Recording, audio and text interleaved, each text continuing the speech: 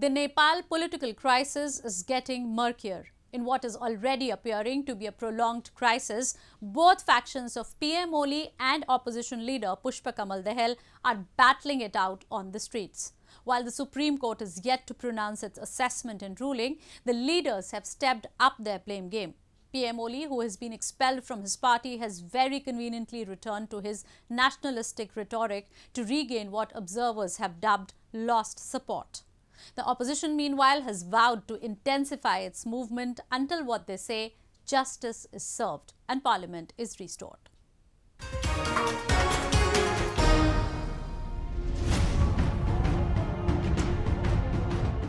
The politics of Himalayan nation Nepal is in doldrums.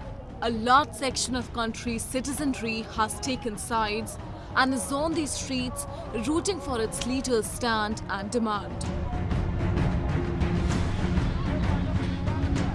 Incidents of clashes and violence that were foreseen by observers weeks ago are now increasingly occupying space amidst demonstrations.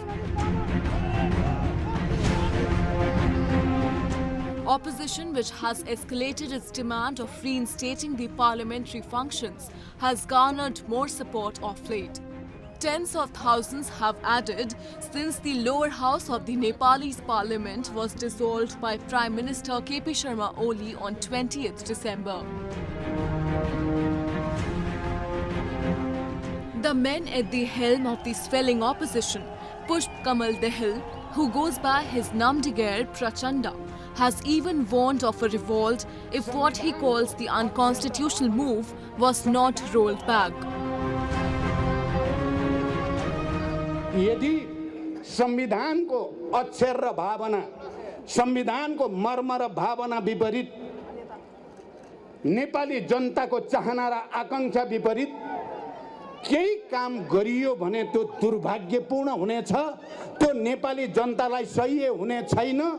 जनताको यो शान्तिपूर्ण आन्दोलन विद्रोहमा गयो भने के हुन्छ, प्रत्येकले विचार गर्न जरुरी छ।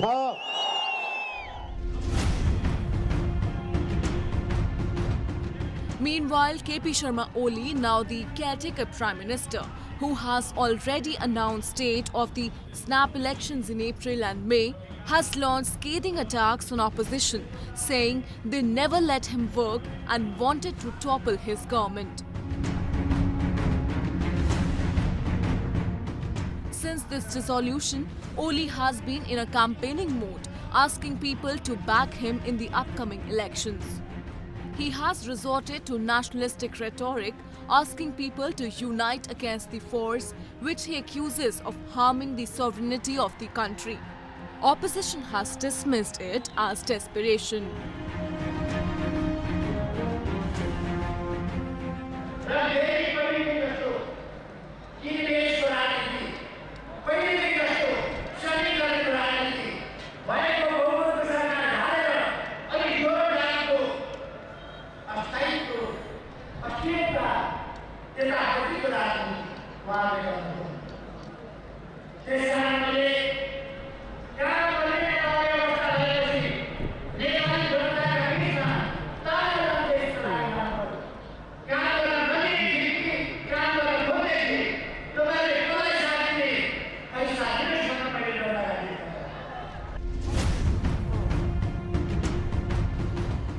Oli has even ruled out the role of the Supreme Court in current crisis, saying it was a political issue and judiciary had no role and authority to intervene. However, the petitions have been thoroughly observed by the judiciary and it is set to give its verdict in coming days.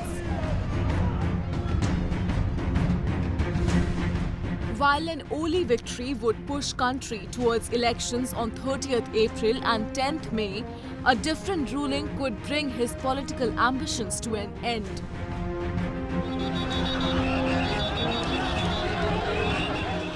Now, much remains uncertain in the country that has witnessed different coups and disorders in governance. 2015 constitution was supposed to provide it immunity against such situation, but even that has failed. country's economy has already been battered by the pandemic, and a political crisis has only worsened the situation.